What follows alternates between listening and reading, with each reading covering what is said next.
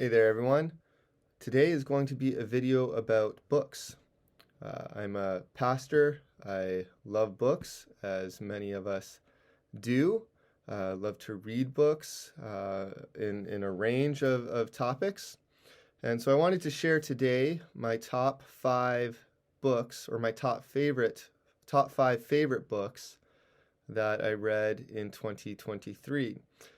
It's January 25th when I'm recording this, so it's a little later than I had hoped. It's not quite a beginning of the year video. It's not an end of 2023 video, but I still wanted to take some time to share with you my top five picks for my favorite books from 2023. My name's Aaron. I'm the pastor at Redeeming Grace Reformed Church in Brantford, Ontario. We're a Bible-believing church just outside the downtown area of Brantford, seeking to make disciples for Jesus in the life of our church. And reading's part of that. Reading's been part of my discipleship as well. I've learned a lot over the past year. A lot has shaped my thinking in various ways. And so that's why these five books make it on the list. I read others that were very helpful. But I wanted to share my top five favorites from last year.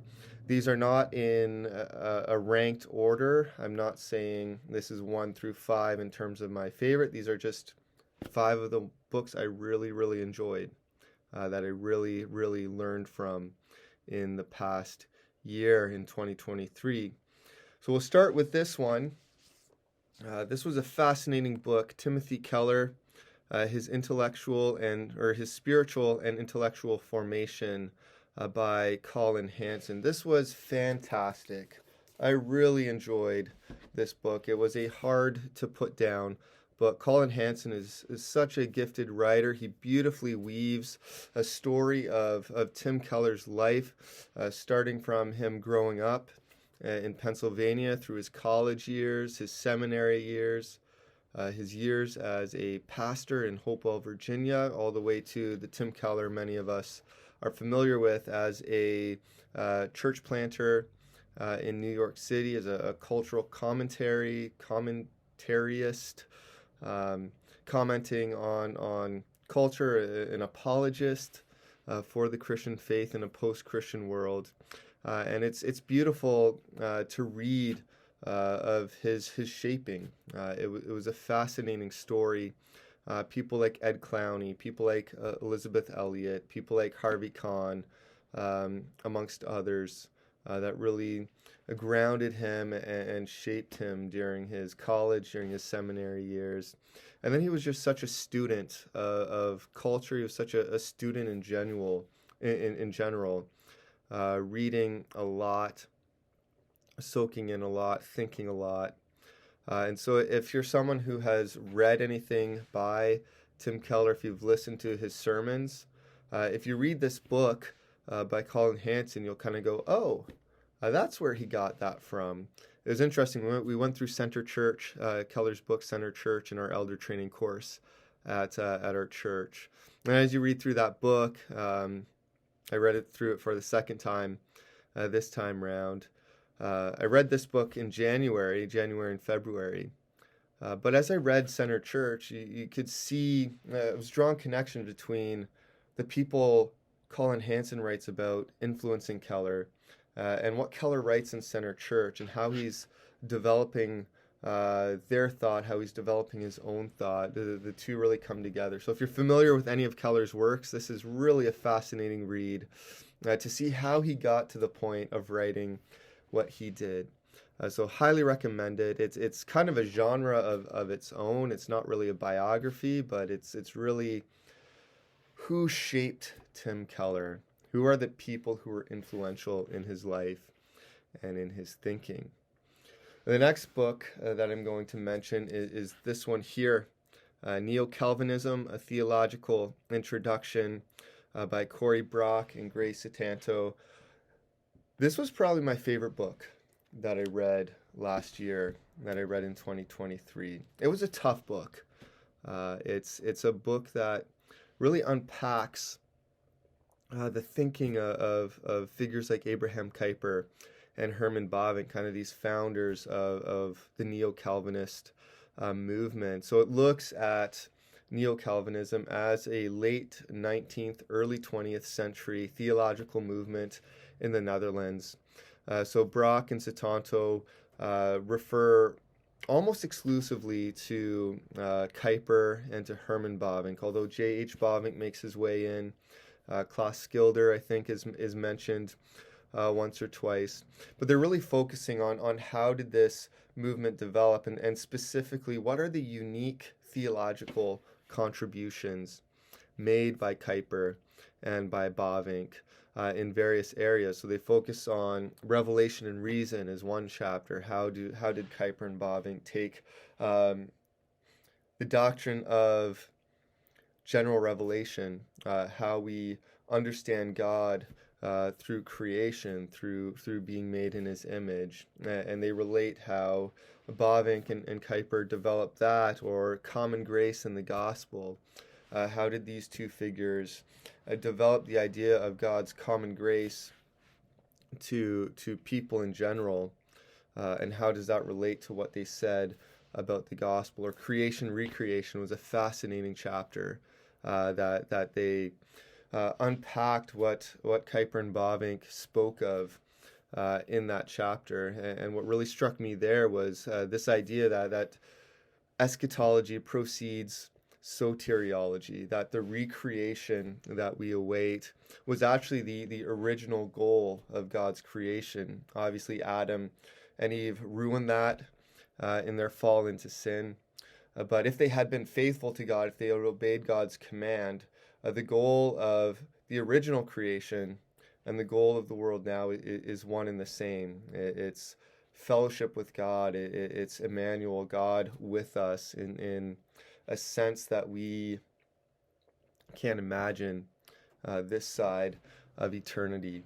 So it's an absolutely fascinating book. It is a tough book to read. It's pretty dense. It's pretty academic, published by Lexham Academic, but it's well worth it if you're interested in Reformed theology at all, if you're interested in figures like Kuyper and Bavinck. It's a fascinating book to read. I would put a plug for the podcast that Corey Brock and Grace Sutanto are a part of, along with James Eglinton and Marinas DeYoung, called Grace in Common. It's where they talk about Neo-Calvinism in various aspects, and part of what they're doing, or part of what they did in a previous season, was use the chapters of this book as a launching pad to talk about the various topics. So that can be a helpful resource too, to read, to listen to alongside of reading this book. That can be really beneficial and really fascinating as well. The third book I'm going to mention is this one. It's called Deep Discipleship, J.T. English. The subtitle is How the Church Can Make Whole Disciples of Christ. I read this as a church, we're asking these questions. How do we disciple well? How do we walk alongside people? What does discipleship look like? And this is a really helpful book for that. English's argument is that the church has typically, the evangelical church in America specifically, has set the bar too low for discipleship. They've expected too little of church members in terms of spiritual disciplines, in terms of biblical literacy, in terms of theological knowledge, in terms of living and following Jesus. And so he argues that, first of all, the church is where this is to happen. And then a key part of his argument is that the church needs to recover educational spaces. He notes that there's been such a shift towards small groups in the last number of years, and community-based programs or ministries within churches. He wants to recover, and he argues for recovery of educational spaces where you can dig deep into various theological topics, where you can dig deep into how to read the Bible and biblical content. So very helpful book. It is geared more towards a mega church context. I think English was on staff at the Village Church in Texas. Matt Chandler is the lead pastor there. English was involved in that church.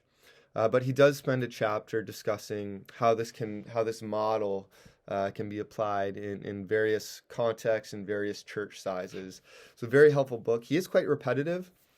His stories and anecdotes are sometimes a little too drawn out, and he repeats himself quite often. But his key arguments, his main points are very, very good, very, very helpful, very well worth reading. Fourthly, was a classic. It was my goal to read at least one classic piece of literature, of Christian literature this year. And I did that. I did that by reading this book, John Bunyan's Pilgrim's Progress. Another fascinating read. It's so interesting how Bunyan portrays the Christian life through this allegory, through this character pilgrim journeying from the city of destruction to the celestial city. It's been said that Pilgrim's Progress is the second best-selling book after the Bible, and it is an absolute classic. It's engaging. It's really interesting to read. This I read from the Penguin Classics or Penguin English Library edition. There are numerous editions of this, some that have smoothed out the English in terms of using Bunyan's or transforming Bunyan's 17th century English to more contemporary English. You can find numerous editions. I think if I'm remembering correctly, Crossway has produced a wonderful edition of this. So well worth your read. As you read it, it's so relatable as pilgrim or as Christian journeys to the celestial city and comes across various characters that represent legalism, or he battles Apollyon, or he's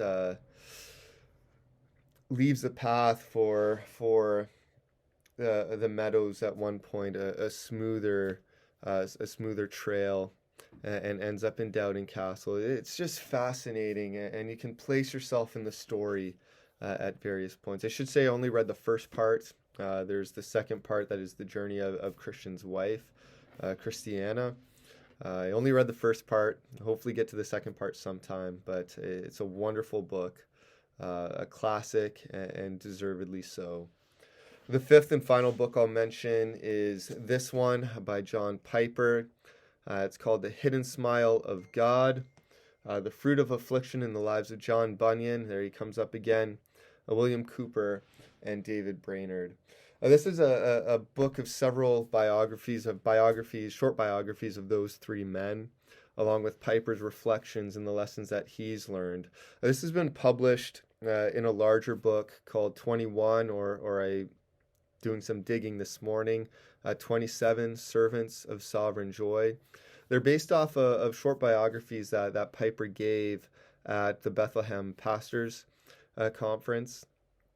So they were originally published in these short volumes with three historical figures per volume, but they're in a much larger book now, published as 21 or 27 Servants of Sovereign Joy, as I said.